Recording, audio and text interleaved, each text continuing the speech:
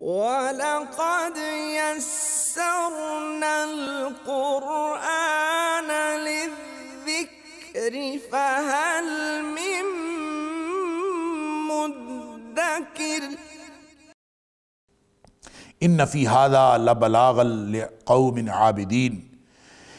ان ساری باتوں میں یہ جو جتنی پیچھے تھیسس بیان کیا ہے، جو نقطہ نظر بیان ہوا ہے، جو بیلنس کیا گیا ہے، جو مناظر قیامت کے اندر موازنہ کیا گیا ہے، جنت والے کہاں جائیں گے، جہنم والے کہاں جائیں گے، اہل شرک کا معاملہ کیا ہوگا، اہل کفر کا معاملہ کیا ہوگا، ان کے مقابلے میں اہل ایمان کا معاملہ کیا ہوگا، یہ جو بیلنس کیا گیا ہے، اس ساری بات میں لبلاغا لقوم عابدین، جو عبادت کرنے والے لوگ ہیں ان کے لیے اس کے اندر وہ پوری لبلاغا، یعنی یہ کہہ لیجئے کہ پورا پیغام ہے۔ بلاغ اس کو کہتے ہیں ایسا پیغام جو پہنچ جائے، پوری کمیونیکیشن ہو جائے۔ یہ ہر شخص میں تو پوری کمیونیکیشن نہیں ہوتی۔ دیکھیں، کمیونیکیشن کے لیے کچھ اپنی صلاحیت بھی چاہیے۔ ایک ہے روشنی، یہاں اندھیرا ہو جائے تو ہمیں کچھ نظر نہیں آئے گا، باوجود اس کے کہ ہماری آنکھیں ہیں۔ اندھیرا ہو گیا جی، لائٹ چلی گئی، دروازے بند ہیں اور ہمیں نظر نہیں آتا۔ ایک یہ ہے کہ روشنی تو ہے، آپ کی آنکھیں نہیں ہیں تو کیسے دیکھیں گے؟ جس کی آنکھیں نہیں ہیں وہ کیسے دیکھے گا؟ لہٰذا یہ اس کا ایک اسپیسیفک کانٹیکسٹ ہے اس آیت کا، اور ایک جنرلائزڈ کانٹیکسٹ ہے، ایک خاص وہ سیاق و سباق جہاں یہ بیان ہو رہی ہے کہ اس کے پیچھے جتنی نصیحتیں ہیں، جو قیامت کا منظرنامہ ہے، آخرت کی بات ہے، انجام کی بات ہے، تو اس میں تو پوری کمیونیکیشن ہو جاتی ہے ہر اس شخص کے لیے جو عبادت گزار ہے، جو ابدیت پر یقین رکھتا ہے۔ اور جو شخص ابدیت پر یقین نہیں رکھتا اس کو نہیں پتہ چلتا، اس کے لیے نصیحت کوئی نہیں ہے۔ یعنی اگر آپ کے پاس آنکھیں نہیں ہیں، آپ کے پاس وہ ریسیو کرنے والا انٹینا ہی نہیں ہے، سگنل تو موجود ہیں، سگنل موجود ہیں، آپ کے پاس وہ انٹینا موجود نہیں ہے، جو وہ ریسیور موجود نہیں ہے جو فضا میں پھرتے ہوئے سگنل ریسیو کر لے۔ قرآن جنرلائزڈ جو کانٹیکسٹ ہے، جو عام سیاق و سباق ہے، اس کے حساب سے ھذا سے مراد قرآن ہوگا۔ یہ قرآن جو ہے یہ نصیحت ہے۔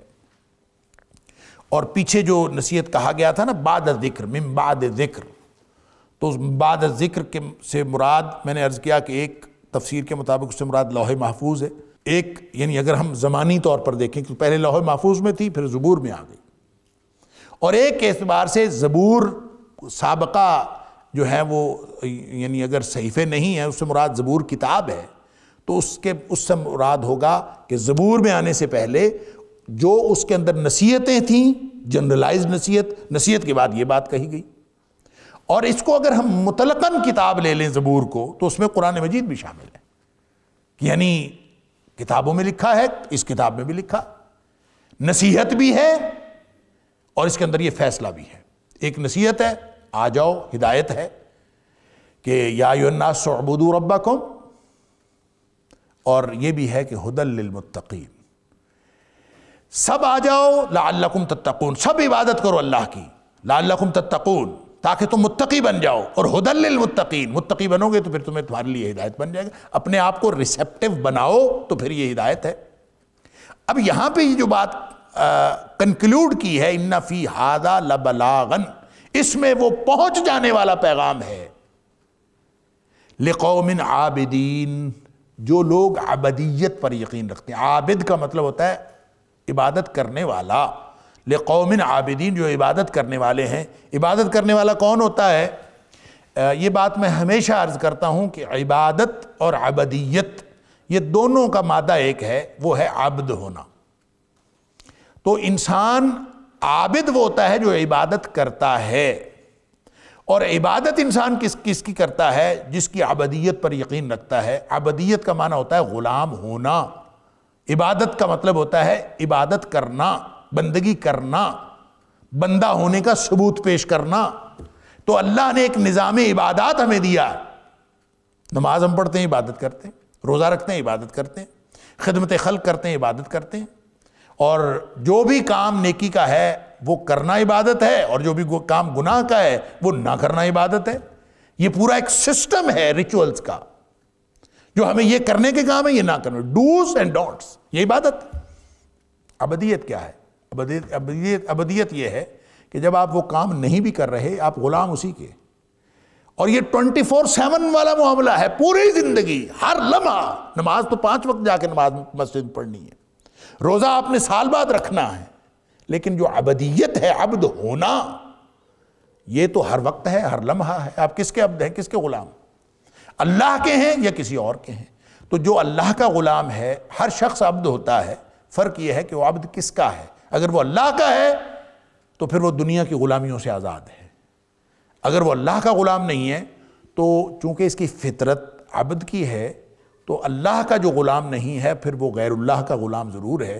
وہ مخلوق میں سے کسی نہ کسی کا غلام ہوگا، کوئی پیسے کا غلام ہوگا، کوئی اپنے بڑے کا غلام ہوگا، وقت کے فرعون کا غلام ہوگا، کسی جابر کا غلام ہوگا، کوئی اپنے پیٹ کا غلام ہوگا، اور جو بہت فن خواں ہوگا ہم میں سے وہ کہے گا نہیں بھی میں تو اپنی مرضی کرتا ہوں، میں کسی کے غلام نہیں ہوں۔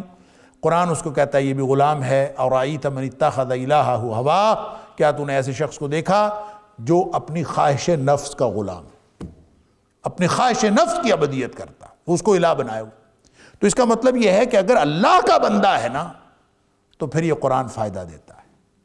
اگر وہ اللہ کا بندہ نہیں ہے، اپنے نفس کا، اپنی خواہش کا بندہ ہے، یا وہ کسی بھی چیز کا بندہ، مخلوق میں سے کسی کا بندہ، پھر قرآن سمجھ میں نہیں آتا، پھر یہ بلاغ کوئی نہیں، وہ کمیونیکیشن ہوتی ہی نہیں ہے، اس لیے کہ قرآن روشنی ہے، اور اگر کوئی اندھا ہے آدمی تو وہ روشنی سے فائدہ نہیں اٹھا سکتا۔ نابینا آدمی کیسے روشنی سے فائدہ اٹھا سکتا؟ اللہ ھدی للمتقین پہ بھی ہم ساری بات کر چکے ہیں۔ اللہ اکبر۔ وما ارسلناک الا رحمۃ للعالمین، اے حبیب صلی اللہ علیہ وسلم آپ کو ہم نے نہیں بھیجا سوائے اس کے کہ سارے جہانوں کے لیے رحمت بنا کے بھیجا۔ بڑی معروف آیت ہے، اور انجام آپ اس کانٹیکسٹ میں دیکھیں، ایک تو جنرلائزڈ کانٹیکسٹ ہے کہ نبی کریم صلی اللہ علیہ وسلم رحمت ہے، ایک یہاں پہ خصوصی طور پر جب انجام 2 بتائے جا رہے ہیں، 2 انجام میں سے کوئی ایک انجام ہونا ہے، کچھ جنتی ہیں کچھ جہنمی ہیں، تو اس میں ایسے ماحول میں یہ بتایا جائے کہ نبی کریم صلی اللہ علیہ وسلم کو رحمت بنا کے بھیجا ہے، تو اس کا مطلب یہ ہے کہ جس نے اپنا انجام اچھا کرنا ہے وہ نبی کریم صلی اللہ علیہ وسلم کے ساتھ جڑ جائے تو وہ انجام بہتر بنا سکتا ہے۔ یہ ہے رحمت۔ اللہ نے وہ نمونہ عطا کر دیا ہے جو ہمیں برے انجام سے بچا کر اچھے انجام کی طرف لے جا سکتا ہے، اور وہ رحمت کیا ہے؟ وہ نبی اکرم صلی اللہ علیہ وسلم کی ذات۔ لَقَدْ كَانَ لَكُمْ فِي رَسُولِ اللَّهِ أُسْوَةٌ حَسَنَةٌ کا بھی یہی معنی۔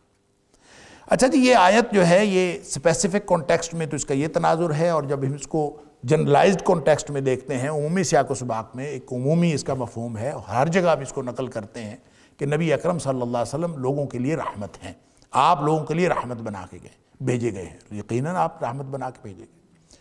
اور جب نبی کریم صلی اللہ علیہ وسلم رحمت بنا کر بھیجے گئے ہیں، آپ رحمت ہیں کس کس کے لیے؟ للعالمین، سارے جہانوں کے لیے آپ رحمت۔ تو جب نبی کریم صلی اللہ علیہ وسلم سارے جہانوں کے لیے رحمت ہیں تو جس نے بھیجا ہے اس کی رحمت کا عالم کیا ہوگا؟ وما ارسلناک، ہم نے آپ کو نہیں بھیجا الا مگر رحمت للعالمین، سارے جہانوں کے لیے رحمت بنا کر۔ اچھا، اس آیت کو اگر آپ ٹیکنیکلی دیکھیں، اس کا ترجمہ اور مفہوم سمجھنے کے لیے کہ وما ارسلناک، نہیں بھیجا ہم نے آپ کو الا مگر رحمتن، یہ رحمتن کیا ہے؟ اس کو نحو کے اعتبار سے لوگوں نے اس کے جو کنیکشن بنائے ہیں رحمتن کے، ارسلنا اصل میں اس کے 2-3 ترکیبیں، بلکہ اس سے بھی زیادہ تراکیب نحوی طور پر لوگوں نے کی ہیں مفسرین نے، اور اس کے اندر معنوں کا اور مفاہیم کا تھوڑا تھوڑا فرق نقل کیا، اور اس میں آپ اس کو سمجھ لیجئے، اس لیے کہ یہ بہت معروف آیت ہے، اور نبی اکرم صلی اللہ علیہ وسلم کا رحمت ہونا کس کس اعتبار سے ہے؟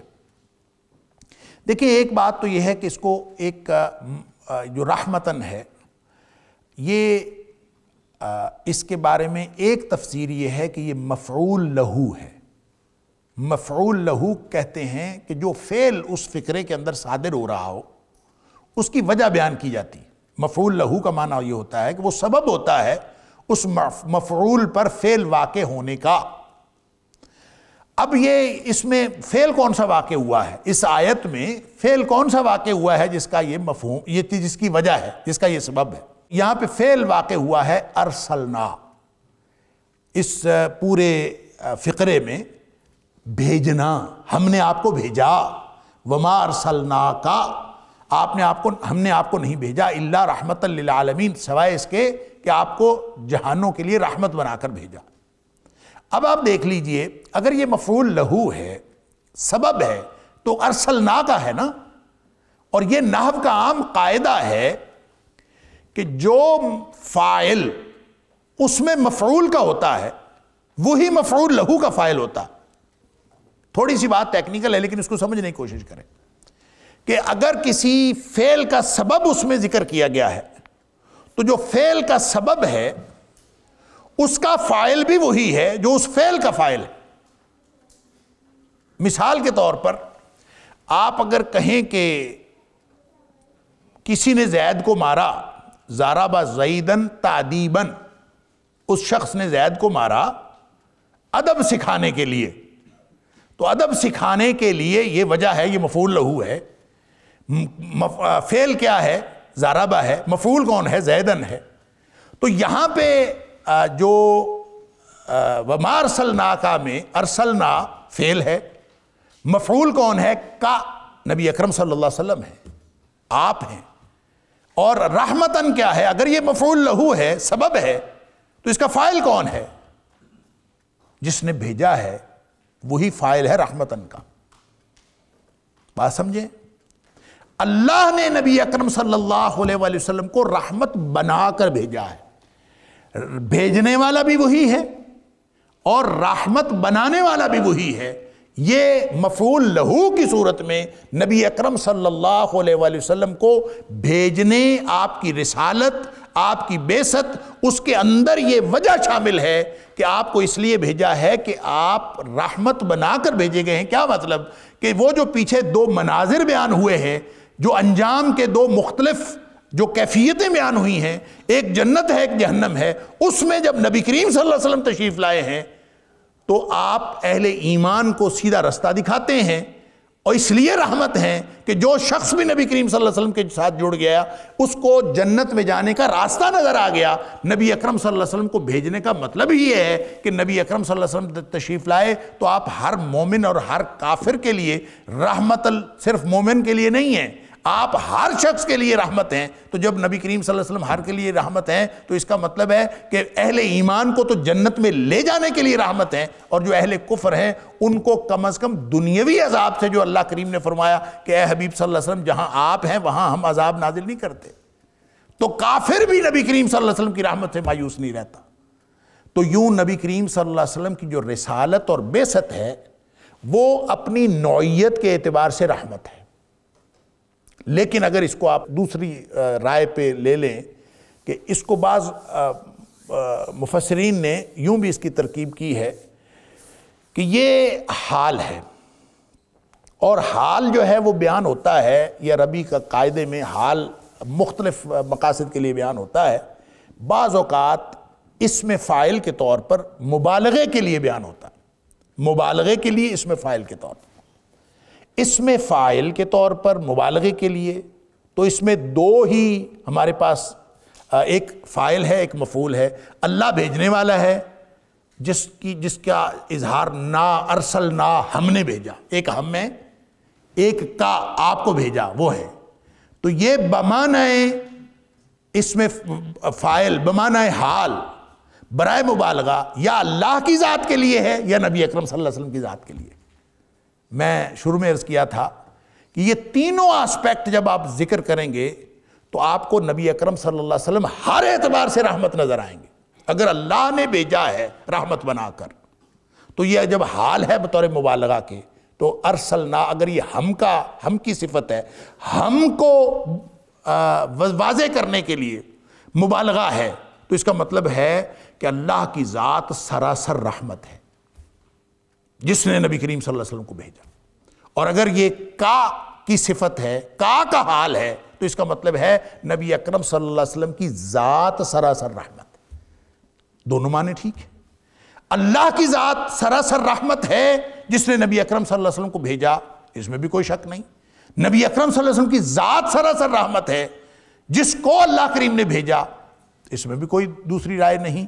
تو اگر تینوں یہ آپ تفسیریں رکھ لیں سامنے تو نتیجہ یہ نکلتا ہے کہ وہ ذات رحمت ہے جس نے نبی کریم صلی اللہ علیہ وسلم کو بھیجا، نتیجہ ایک ہی ہے، اور وہ ذات جس کو بھیجا گیا وہ سراسر رحمت۔ اس کی وضاحت خود قرآن نے کہی، وَبِالْمُؤْمِنِينَ رَؤُوفٌ الرَّحِيمٌ، نبی کریم صلی اللہ علیہ وسلم اہل ایمان کے لیے رحمت ہے۔ اور اس کی وضاحت خود نبی کریم صلی اللہ علیہ وسلم نے فرمائی، انما رحمت مہدات، میں رحمت ہوں مہدات، جس کے ذریعے سے ہدایت پائی جاتی ہے۔ گویا نبی کریم صلی اللہ علیہ وسلم ان کو ہدایت دیتے ہیں اس لیے رحمت ہیں، اور ہدایت نبی کریم صلی اللہ علیہ وسلم صرف اہل ایمان کو نہیں دیتے، آپ اہل کفر کو بھی دیتے ہیں۔ وَلَأُهْدِيَنَّهُمْ وَهُمْ كَارِهُونَ، خود نبی کریم صلی اللہ علیہ وسلم نے فرمایا میں تو ہدایت دیتا رہوں گا، وَلَأُهْدِيَنَّهُمْ، میں لازماً ان کو ہدایت دوں گا، وَهُمْ كَارِهُونَ، لیکن ان کا حال یہ ہے کہ وہ اس کو ناپسند کرتے، کافر ناپسند کریں تو بھی نبی کریم صلی اللہ علیہ وسلم ہدایت ہے۔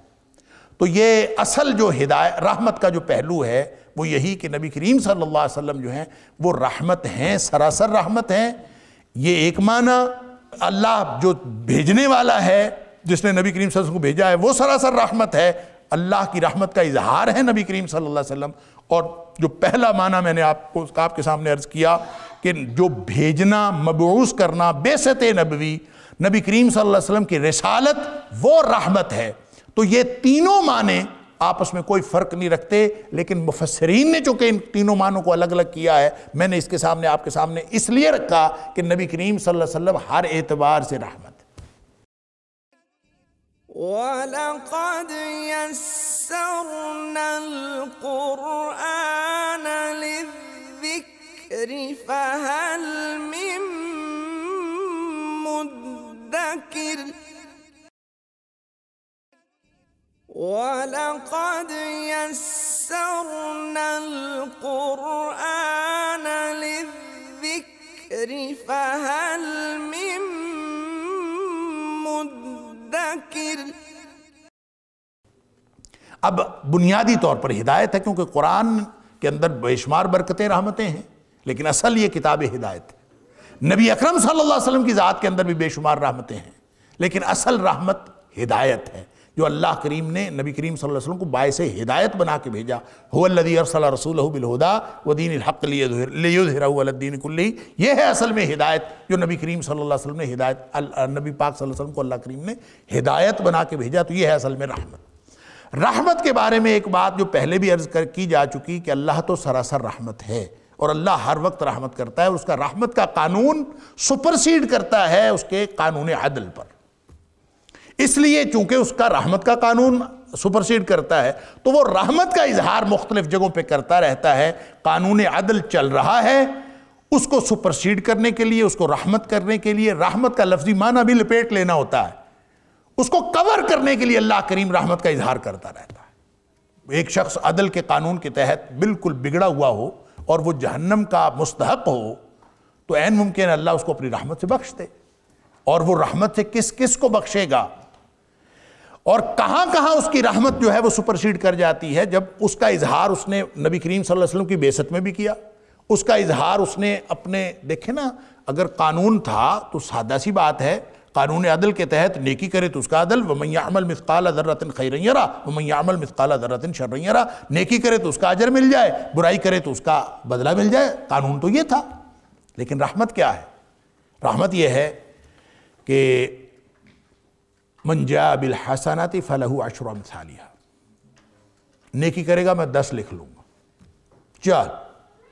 ومن جاء بالسیئۃ فلا یجزی الا مثلہا، اگر کوئی آئے گا کوئی برائی لے کے تو 1 ہی لکھیں گے، برائی 1 لکھی جائے گی، نیکی 10 لکھی جائے گی۔ رحمت کا اظہار ہے، نبی کریم صلی اللہ علیہ وسلم کی بعثت رحمت کا اظہار ہے۔ لقد من اللہ علی المؤمنین اذ بعث فیہم رسولا منہم، اللہ نے احسان کیا اہل ایمان پر جب نبی کریم صلی اللہ علیہ وسلم کو بھیجا، تو نبی کریم صلی اللہ علیہ وسلم کی بعثت وَبِالْمُؤْمِنِينَ رَؤُوفٌ الرحیم، یہ نبی کریم صلی اللہ علیہ وسلم کی، اور لیکن آپ صرف اہل ایمان کے لیے رحمت نہیں ہیں، آپ سارے جہانوں کے لیے رحمت ہے، للعالمین۔ اور عالمین کتنے ہیں، جہان کتنے ہیں؟ وہ رب العالمین ہے بھیجنے والا، اور جس کو بھیجا ہے وہ رحمت للعالمین ہے۔ عالمین تمام جہانوں کا، ہم دو جہانوں کو جانتے ہیں، ایک یہ جہان ہے، ایک اگلا جہان ہے۔ ایسا نہیں ہے، عالمین سے مراد ہر طبقے کا ایک جہان ہے، مردوں کا ایک جہان ہے، عورتوں کا ایک جہان ہے، بچوں کا ایک جہان ہے، انسانوں کا ایک جہان ہے، جانوروں کا ایک جہان ہے، خشکی کے جانوروں کا الگ جہان ہے، تری کے جانوروں کا الگ جہان ہے، آسمان والوں کا الگ جہان ہے۔ ان تمام جہانوں کے لیے نبی اکرم صلی اللہ علیہ وسلم جو ہیں وہ رحمت ہیں، اور اس کی وضاحت میں ہمیشہ عرض کرتا ہوں کہ ان تمام بیانات کا خلاصہ وہ ہے جو خود نبی کریم صلی اللہ علیہ وسلم نے مسلم شریف کی حدیث کے مطابق فرمایا، ارسلت الی الخلق کافہ، مجھے ساری مخلوق کی طرف بھیجا گیا ہے، وما ارسلناک الا رحمۃ للعالمین، جہاں جہاں بھیجا گیا ہے وہاں وہاں رحمت ہیں۔ تو کہاں کہاں بھیجا گیا ہے؟ الی الخلق کافہ، ساری مخلوق کی طرف۔ اور جب آپ مخلوق کہتے ہیں تو اس دھرتی پر، اس پوری کائنات میں، صرف دھرتی پر نہیں، پوری کائنات میں ایک اکیلا خالق ہے، اور وہ ہے اللہ کی ذات۔ باقی ساری کائنات مخلوق ہے۔ جب باقی ساری کائنات مخلوق ہے تو اس کا مطلب ہے ایک اللہ کی ذات کو چھوڑ کر باقی ساری کائنات کے لیے رحمت ہے نبی اکرم صلی اللہ علیہ وسلم، ایک اللہ کی ذات کو چھوڑ کر۔ یہ ہے للعالمین کا معنی۔ اور پھر سارے ہم جانتے ہیں کہ نبی کریم صلی اللہ علیہ وسلم کافروں کے بارے میں، فَلَعَلَّكَ بَاخِعٌ نَفْسَكَ عَلَىٰ آثَارِهِمْ، آپ تو اپنے آپ کو ہلاک کر بیٹھیں گے کہ یہ لوگ مومن کیوں نہیں ہوتے۔ یعنی کافروں کے لیے نبی کریم صلی اللہ علیہ وسلم ہر وقت پریشان رہتے ہیں، یہ رحمت نہیں ہے؟ ان کی فکر نبی کریم صلی اللہ علیہ وسلم کر رہے ہیں، یہ رحمت ہے۔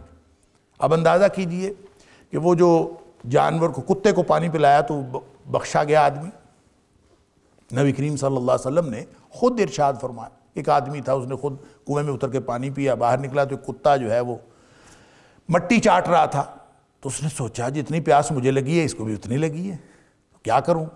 سمجھ نہیں آئی، نیچے اترا، پانی اس میں بھرا، اپنے جوتے میں پانی، اور جوتے میں پانی بھر کے واپس لا کے اس نے اس کو پلا دیا۔ اللہ اکبر!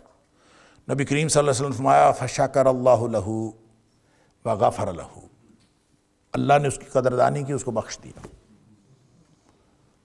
صحابی پوچھتا ہے کہ اللہ کے رسول صلی اللہ علیہ وسلم، کیا جانوروں کے بارے میں بھی اجر ملتا ہے؟ اِنَّ فِي الْبَهَائِمِ اجر، کیا یہ جو مویشی یا جانور ہوتے ہیں ان کے بارے میں کوئی اچھا سلوک کریں تو اس سے بھی اجر ملتا ہے؟ اللہ!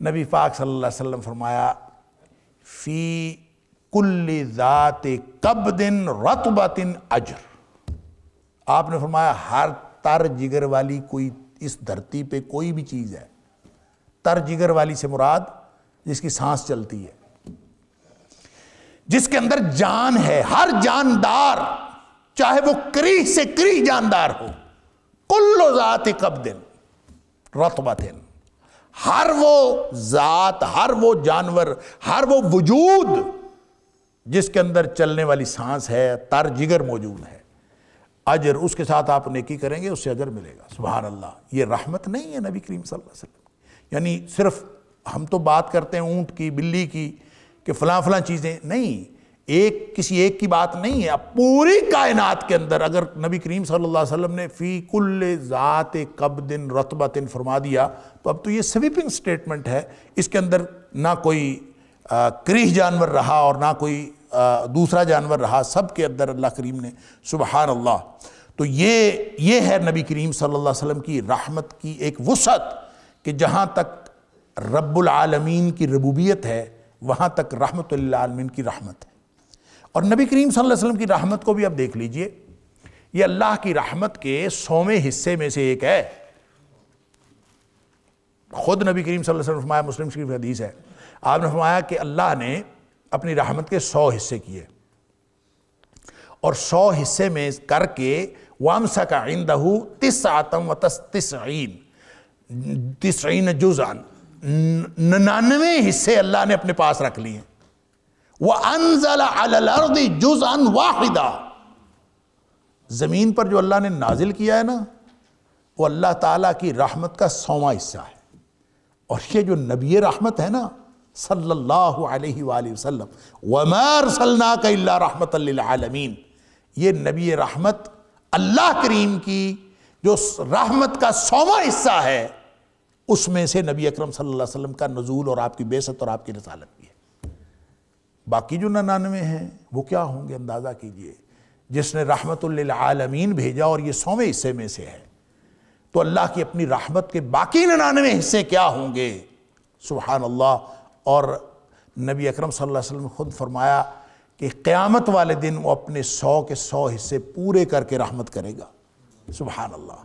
اور جب 100 حصے اس کے پورے ہوں گے تو وہ رحمت کیا کرے گا، اور ان رحمتی سبقت غضبی میں آپ کو پہلے بتا چکا ہوں۔ اللہ تعالی ہم سب کو اللہ کی رحمت کا مستحق بنائے۔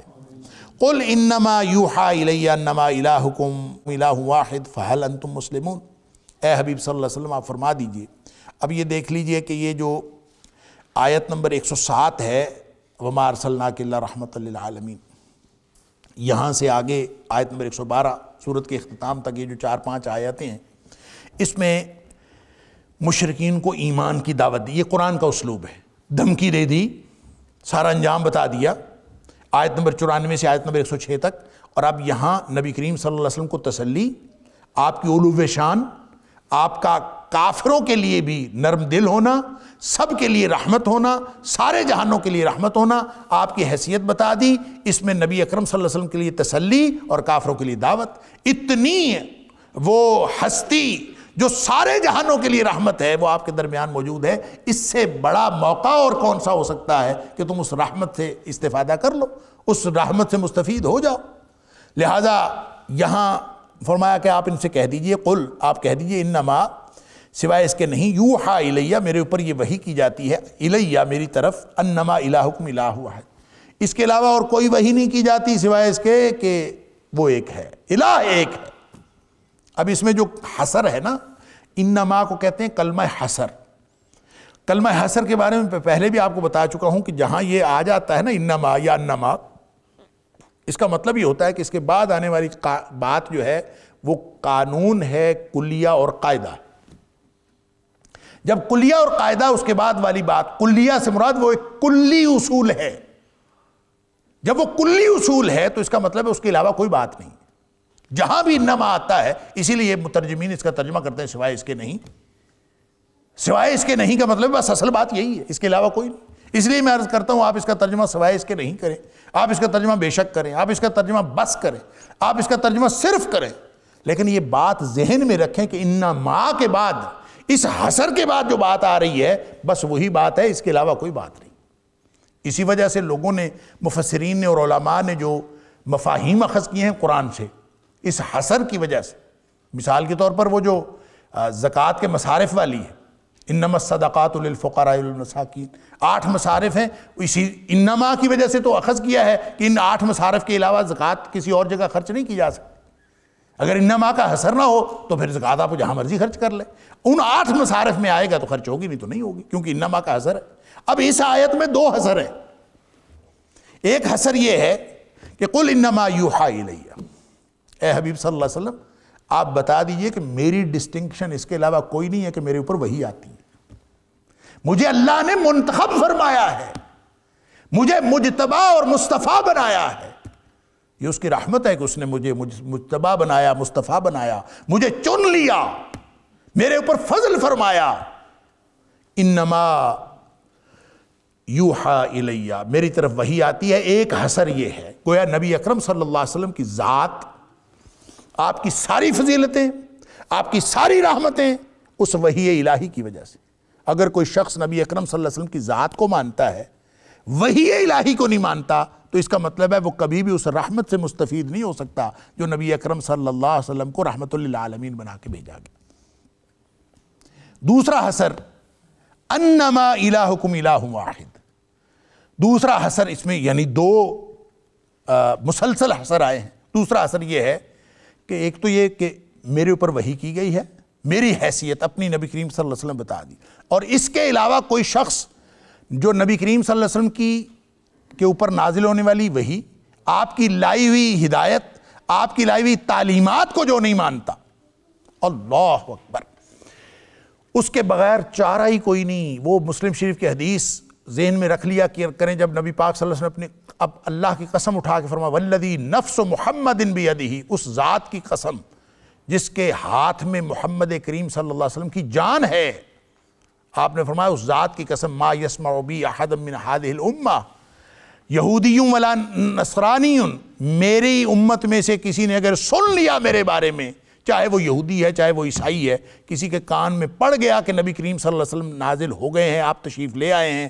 آپ مبعوث ہو گئے ہیں، کسی کے ذہن میں یہ بات کسی نے سن لی، اس کے علم میں یہ بات آ گئی، ما یسمع بی احد من هذه الامہ، اس امت میں سے، امت دعوت میں سے ہو، امت اجابت میں جس نے سن لیا، اللہ اکبر، ثم یموت، جس دن وہ مر گیا، اپنی موت، جب بھی اس کی موت آئی، لیکن اس نے ایمان نہیں لایا، لا یؤمن بما ارسلت بہ، جو میں جس چیز کے ساتھ مجھے بھیجا گیا ہے اس کے اوپر وہ ایمان نہیں لاتا، یعنی جو تعلیمات ہیں نبی کریم، جو وحی ہے، جو اصل بات، یہ حسر کا معنی گویا نبی کریم صلی اللہ علیہ وسلم خود اس کی وضاحت کر رہے ہیں کہ اس نے ایمان نہیں لایا بما ارسلت بہ، اس بات پر جو میں جس کے ساتھ مجھے بھیجا گیا ہے اس پر ایمان نہیں لایا، الا کان من اصحاب النار، وہ جہنم میں جائے گا۔ نبی کریم صلی اللہ علیہ وسلم نے خود اس حسر کی وضاحت فرما دی۔ اگلا حسر کیا ہے؟ انما الہکم الہ واحد۔ دوسرا حسر یہ ہے کہ اور تو کوئی بات ہی کوئی نہیں ہے، بات صرف اتنی ہے کہ الہ تمہارا بس ایک الہ ہے۔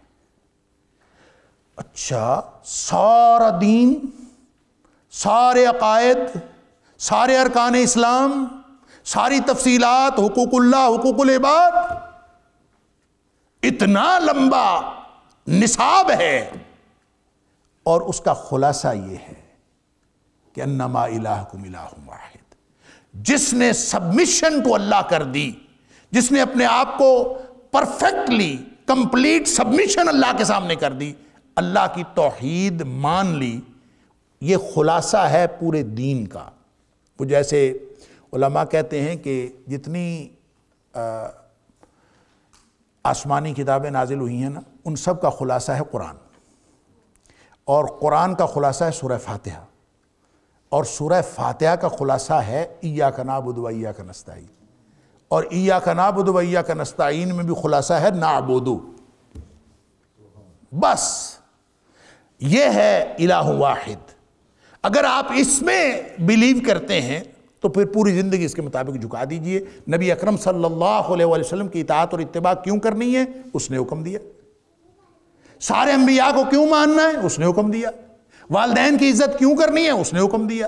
حقوق العباد کیوں پورے کرنے؟ اس نے حکم دیا۔ تو پورے دین کا جو خلاصہ ہے وہ یہی ہے۔ اس لیے اس حسر کا معنی یہ ہے کہ تمام عقائد، تمام ارکان اسلام، اور بلکہ کہنا چاہیے کہ دنیا میں جتنی وحی نازل ہوئی ہے آدم علیہ السلام سے لے کر نبی اکرم صلی اللہ علیہ وسلم تک، ان سب کا خلاصہ یہی ہے، ان الدین عند اللہ الاسلام۔ اور اسلام کا معنی ہوتا ہے اپنے آپ کو سبمٹ کر دینا، اپنے آپ کو اللہ کے سپرد کر دینا۔ لہذا اگلا فقرہ بہت ہی تنبیہ کرنے والا ہے۔ فرمایا فَهَلْ أَنْتُمْ مُسْلِمُونَ۔ اللہ اکبر، کتنا جاندار اور زوردار بیان ہے۔ یہ نہیں فرمایا کہ یہ حسر ہے، یہ کلیہ قاعدہ بتا دیا اب تم مسلمان بن جاؤ، یہ نہیں کہا، کیونکہ تفصیل ہو چکی۔ فَهَلْ أَنْتُمْ مُسْلِمُونَ، بنتے ہو مسلمان، سپرد کرتے ہو اپنے آپ کو اللہ کے، مطیع اور فرمانبردار بنتے ہو۔ فَهَلْ أَنْتُمْ مُسْلِمُونَ، اور یہ جو استفہامیہ اور سوالیہ انداز ہے، معنی اس کا وہی ہے کہ تم سب اس کے فرمانبردار بن جاؤ۔ خلاصہ یہی ہے۔ وَلَقَدْ يَسَّرْنَا الْقُرْآنَ لِلذِّكْرِ فَهَلْ مِن مُدَّكِرٍ وَلَقَدْ يَسَّرْنَا الْقُرْآنَ لِلذِّكْرِ فَهَلْ مِن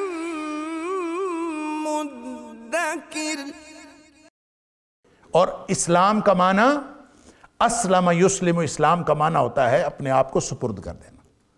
لہذا فہل انتم مسلمون، یہ سوال نبی اکرم صلی اللہ علیہ وآلہ وسلم کے ساتھیوں سے لے کر قیامت تک آنے والے ہر انسان کو ہے. فہل انتم مسلمون، اس دنیا کی واحد حقیقت اللہ کی ذات ہے. میں وہاں گلاسگو یونیورسٹی میں ایک آدمی سے ملا جو سینٹر فار انٹرفیتھ اسٹڈیز، اس کا وہ ڈائریکٹر تھا، جرمن تھا. اس کے ساتھ ایسے ہی بات ہو گئی کہ اس دنیا کی حقیقت کیا ہے. وہ حالانکہ کرسچن تھا اور بدھسٹ اسٹڈیز کا ماہر تھا. وہ کہتا ہے I believe there is only one reality in this world. میں نے پوچھا کیا ہے؟ کہتا وننس آف گاڈ. تھا وہ کرسچن، بدھسٹ اسٹڈیز کا ماہر تھا، لیکن وہ کہتا ہے I believe oneness of God is the only reality. یہی تو اللہ کریم فرما رہا ہے. تو اگر یہ ہے تو پھر سوال ہے قرآن کا، فہل انتم مسلمون. پھر مرتے کدھر جاتے ہو؟ فانا یوفکون. قرآن مختلف جگہ پہ مختلف سوال کرتا ہے. پھر الٹے کدھر پھرے جاتے ہو؟ پھر منہ کہاں اٹھا کے پھرتے ہو؟ پھر ادھر آؤ نا، فہل انتم مسلمون. اگر ریالٹی اس دنیا میں واحد حقیقت اللہ کی ذات ہے اور آپ ڈھونڈتے چلے جائیں، ہر چیز اپنی بے حقیقتی واضح کر دے گی اور ایک ہی حقیقت باقی رہتی ہے اور وہ اللہ کی ذات. اس لیے حسر ہے. اور اس حسر کے بعد فرما دیا فہل انتم مسلمون. یہ سوال ہے، اور یہ سوال دنیا کے ان تمام دنیا داروں کو، دینداروں کو، اور ان تمام لوگوں کو جو اپنے آپ کو انٹلیکچول فیلڈ کا، دانش کے میدان کا ماہر سمجھتے ہیں، دنیا کی ساری دانش کو یہ چیلنج ہے فہل انتم مسلمون، کہ بتاؤ اگر تم اس حقیقت پر یقین رکھتے ہو، اگر اس کے علاوہ کوئی حقیقت ہے تو حقیقت بتاؤ، اور اگر حقیقت کوئی نہیں ہے فہل انتم مسلمون. اپنا کردار پر غور کرو. ہم انفرادی طور پر، اجتماعی طور پر، ہم سب ماننے والے نہ ماننے والے سب سے یہ سوال ہے، اور اس سوال کا جواب ہمیں دینا پڑے گا. فَإِن تَوَلَّوْا فَقُلْ آذَنْتُكُمْ عَلَىٰ سَوَاءٍ. اب یہ دعوت کا انداز ہے فَهَلْ أَنْتُمْ مُسْلِمُونَ. یہ ان کو بھی دعوت ہے جو مشرکین مکہ تھے، یہ ان کو بھی دعوت ہے جو تاریخ کے ہر دور کے معاندین نبوت اور معاندین اسلام ہے، سب کو دعوت ہے. اور جو دعویٰ کرتے ہیں کہ ہم نے مانا ہوا ہے اللہ کو اور اللہ کے قرآن کو، ان کو بھی دعوت ہے. فَإِن تَوَلَّوْا، پھر اگر یہ منہ پھیرتے ہیں، اگر تو اس کا جواب پازیٹیو ہے فَهَلْ أَنْتُمْ مُسْلِمُونَ، تو عملی طور پر آ جائیں نا، جھک جائیں، سبمیشن کریں. اور اللہ کی سبمیشن کیا ہے؟ نبی اکرم صلی اللہ علیہ وسلم کی اطاعت و اتباع اللہ کی سبمیشن ہے. کیوں؟ اللہ نے نبی کریم صلی اللہ علیہ وسلم مبعوث کیا، وَمَن يُطِعِ الرَّسُولَ فَقَدْ أَطَاعَ اللَّهَ. جو اس کی اطاعت کرے گا اللہ کا حق اطاعت ادا ہو جائے گا. لہٰذا نبی اکرم صلی اللہ علیہ وسلم کی اطاعت اور رہ گئی اتباع، فالو کرنا. قُلْ إِن كُنتُمْ تُحِبُّونَ اللَّهَ فَاتَّبِعُونِي يُحْبِبْكُمُ اللَّهُ. اطاعت بھی نبی کریم صلی اللہ علیہ وسلم کی، اتباع بھی نبی کریم صلی اللہ علیہ وسلم کی، اس کے علاوہ کوئی دوسرا راستہ نہیں. فَإِن تَوَلَّوْا، اگر یہ منہ پھیرتے ہیں، فَقُلْ، تو آپ کہہ دیجئے آذَنْتُكُمْ، اللہ اکبر، میں نے تو تمہیں خبردار کر دیا، میں نے وارننگ دے دی. اور نبی کا کام، داعی کا کام منوانا نہیں ہوتا، صرف خبردار کرنا ہوتا. آپ کہہ دیجئے میں نے خبردار کر دیا. ہم اصل میں سارے پریشان اس لیے رہتے ہیں کہ مانتا کیوں نہیں ہے. ہماری پریشانی یہی ہے، ہر ایک بحث کے اندر، گفتگو کے اندر، مجادلے کے اندر، جھگڑے کے اندر، دلائل کے تبادلے کے اندر غصہ یہ ہوتا ہے کہ مانتا کیوں نہیں. بھئی نہ مانے، نہیں مانتا تو منوانا ہمارے ذمہ نہیں ہے، نبی کے ذمہ نہیں تھا تو ہم کون ہیں؟ امتی کے ذمہ کیسے ہو سکتا؟ قُلْ آذَنْتُكُمْ، آپ کہہ دیجئے، فَقُلْ آذَنْتُكُمْ، آپ کہہ دیجئے میں نے تو خبردار کر دیا ہے، عَلَىٰ سَوَائٍ، برابری کی سطح پر. برابری کی سطح پتہ کیا ہوتی ہے؟ تم کفر نہیں چھوڑتے تو میں دین کیوں، میں اسلام کیوں چھوڑوں، میں ایمان کیوں چھوڑوں؟ تم غیر اللہ کو نہیں چھوڑتے، میں اللہ کا دامن کیوں چھوڑوں؟ تم اگر شرک پہ کاربند ہو اور شرک پہ اس قدر مطمئن ہو تو میں اس کے مقابلے میں توحید کیوں چھوڑوں؟ عَلَىٰ سَوَائٍ، بالکل کلیئر کٹ کہہ دیجئے. تم جھوٹ پہ کاربند رہو، میں سچ پہ کاربند رہتا ہوں. تم شرک پہ کاربند رہو، میں توحید پہ کاربند رہتا ہوں. میں نے خبردار کر دیا ہے کہ تمہارا طریقہ غلط ہے، میں نے کہہ دیا ہے تم غلط ہو، لیکن تم نہ چھوڑو. آذنتکم علی سوائن، برابری کی سطح پر. اگر کوئی شخص، یہ برابری کی سطح اصل میں چینج ہوتی رہتی ہے، عقائد کے میدان میں اور ہے، عمل کے میدان میں اور ہے، معاہدے کے میدان میں اور ہے. ہم سورہ توبہ میں پڑھ آئے ہیں معاہدے کے میدان میں. جب معاہدہ ہوتا ہے، کوئی بددیانتی کرتا ہے، قرآن کہتا ہے منہ پہ دے مارو اس کا معاہدہ. علی سوائن، برابری کی سطح پر. کیوں؟ ٹریک ریکارڈ دیکھو، تاریخ دیکھو. معاہدے کی پابندی وہاں ضروری ہے جہاں معاہدے کی پابندی کی جاتی ہے.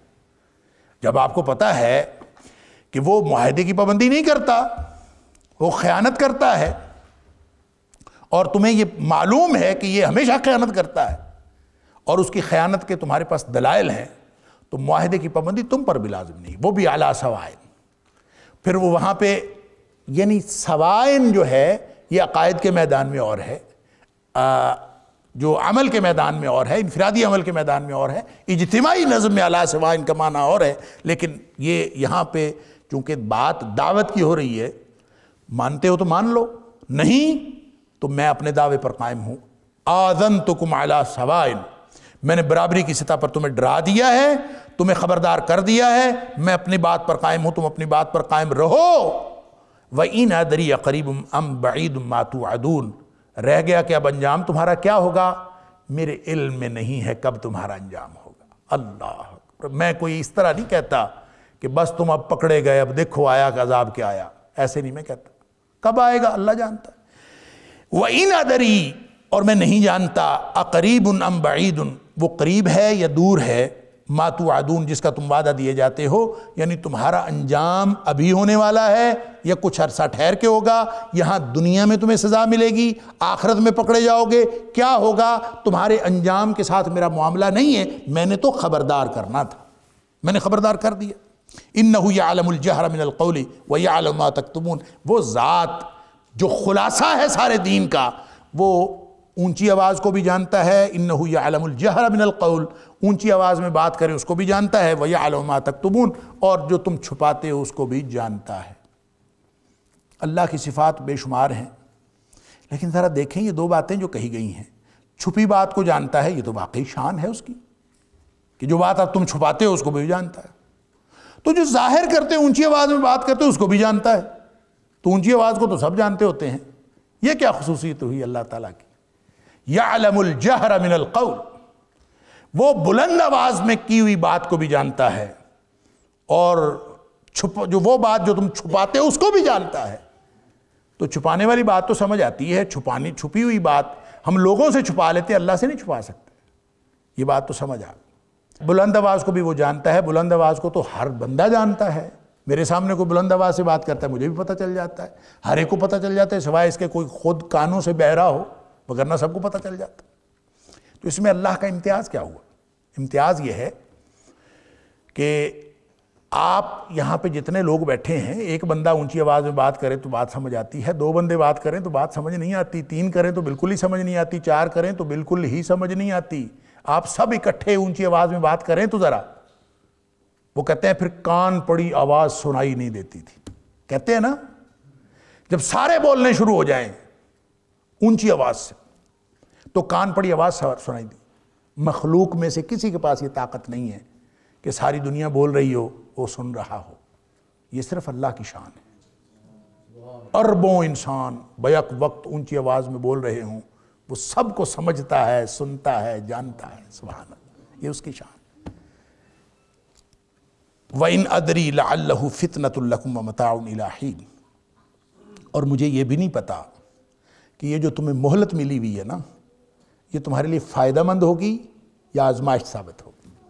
یہ جو زندگی مل رہی ہے، ابھی نہیں، عذاب نہیں آ رہا، تو میں نہیں جانتا کہ یہ آزمائش ثابت ہوگی. وَإِنْ أَدْرِي لَعَلَّهُ فِتْنَةٌ لَكُمْ، یہ تمہارے لیے فتنہ ہے، آزمائش ہے، یعنی تم پکڑے جاؤ گے، اس کے بدلے میں نیک برائیاں اور کرتے رہو گے، گناہ اور کرتے رہو گے، شرک میں اور بڑھتے رہو گے، تو یہ تمہارے لیے پکڑ کا باعث ہوگا، آزمائش بڑھتی جائے گی. یا یہ بھی ہو سکتا ہے وَمَتَاعٌ إِلَىٰ حِينٍ، ایک خاص وقت تک تمہیں اس میں سے فائدہ ہو جائے. وہ فائدہ دنیاوی بھی ہو سکتا ہے، جیسے کافروں کے بارے میں فرمایا لا یغرنک تقلب الذین کفروا فی البلاد متاع قلیل ثم مأواہم جہنم وبئس المہاد. کافروں کو دنیا میں موت تک بہرحال فائدے مل جاتے ہیں. دوسرا معنی اس کا یہ ہو سکتا ہے کہ دنیا میں انسان کو جتنی مہلت ملی ہو انسان اس سے فائدہ اٹھا لے اور ہدایت کی طرف آ جائے۔ قال رب احکم بالحق، پھر اس نے کہا، یہ جو قالا ہے یہ الف کے ساتھ نہیں لکھا ہوا، آپ جس بھی قرآن میں لکھیں گے، یہ قرآن کا رسم الخط جو ہے اس کے اندر مختلف قرأتوں کی رعایت رکھی جاتی ہے۔ جتنی قرآن کی قرأتیں ہیں، قرآن کا رسم الخط جو ہے، عثمانی رسم الخط جس کو ہم کہتے ہیں، اس رسم الخط کے اندر یہ خصوصیت ہے کہ ساری قرأتوں کی رعایت ہے۔ مثال کے طور پر ہم جو سورہ فاتحہ میں مالک یوم الدین پڑھتے ہیں تو بعض قرأتوں میں ملک یوم الدین پڑھا جاتا ہے، تو کوئی بھی قرآن آپ کو ایسا نہیں ملے گا جس میں مالک یوم الدین الف کے ساتھ لکھا ہو۔ الف کے ساتھ لکھنا منع ہے۔ کیوں؟ اس لیے کہ جتنی قرأتیں ہیں رسم الخط کے اندر اس کی رعایت ہونی چاہیے، اور رسم الخط قرآن کا یہ ہے، یہ بھی اعجاز ہے قرآن کا، اور قرآن کے رسم الخط کا اعجاز ہے کہ اس میں وہ ساری قرأتیں فٹ بیٹھتی ہیں، لہٰذا مالک یوم الدین پڑھیں، مالک یوم الدین پڑھیں، آپ اس کو ملک یوم الدین پڑھیں، جو بھی اس کی قرأت کریں، میم لام کاف کے ساتھ لکھی ہوگی۔ مالک پڑھنا ہے تو کھڑی زبر آ جائے گی، ملک پڑھنا ہے تو میم کے اوپر زبر آ جائے گی۔ اسی طرح یہ قالا جو ہے یہ الف کے ساتھ نہیں ہے، یہ یہاں پہ قالا قل کی طرح لکھا ہوا ہے، قاف کے اوپر کھڑی زبر ہے، اور جہاں بھی آپ دیکھیں گے ایسے لکھا ہوگا۔ اس میں وجہ کیا ہے کہ اس کی ایک قرأت قل کی ہے، اور قل فعل امر ہے، آپ کہہ دیجئے۔ ایک یہ ہے قالا، اس نے کہا، ظاہر سارے انبیاء یہ کہتے آئے۔ تاریخ یہ ہے کہ ایک وقت آتا ہے، ایک موقع آتا ہے جب حجت تمام ہو جاتی ہے تو اس وقت نبی بات کرتا ہے اللہ سے کہ اللہ اب میری قوم اور ہمارے درمیان، اہل ایمان اور اہل کفر کے درمیان اب تو فیصلہ فرما دے۔ ربنا افتح بیننا و بین قومنا، اللہ ہمارے درمیان اور ہماری قوم کے درمیان فیصلہ فرما دے۔ حضرت شعیب علیہ السلام، مختلف نبیوں نے اسی طرح دعائیں کی۔ تو قال رب احکم بالحق، اللہ تو اب ہمارے درمیان حق کے ساتھ فیصلہ کر دے، یہ اس نے کہا۔ کس نے کہا؟ نبی کریم صلی اللہ علیہ وسلم نے کہا، پچھلے جو آنے والے انبیاء ہیں ہر ایک نے کہا، یا پھر اس کا معنی یہ ہے قل ربکم بالحق، اے حبیب صلی اللہ علیہ وسلم آپ کہہ دیجئے کہ حق کے ساتھ ہمارے درمیان فیصلہ فرما دیجئے۔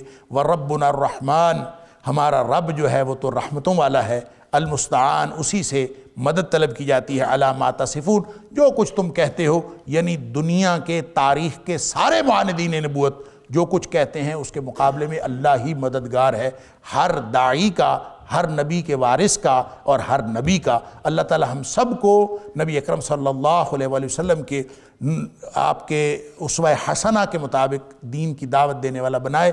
یہ اللہ کے فضل اور اللہ کی توفیق سے سورۃ الانبیاء یہاں پہ مکمل ہو گئی، اور انشاءاللہ اگلے درس میں ہم سورۃ الحج سے ابتدا کریں گے۔ اللہ تعالیٰ مجھے اور آپ کو قرآن سمجھنے، اس پر عمل کرنے کی توفیق عطا فرمائے۔ وآخر دعوانا الحمدللہ رب العالمین۔ إن هذا القرآن يهدي للتي هي أقوم ويبشر المؤمنين الذين يعملون الصالحات أن لهم أجرا كبيرا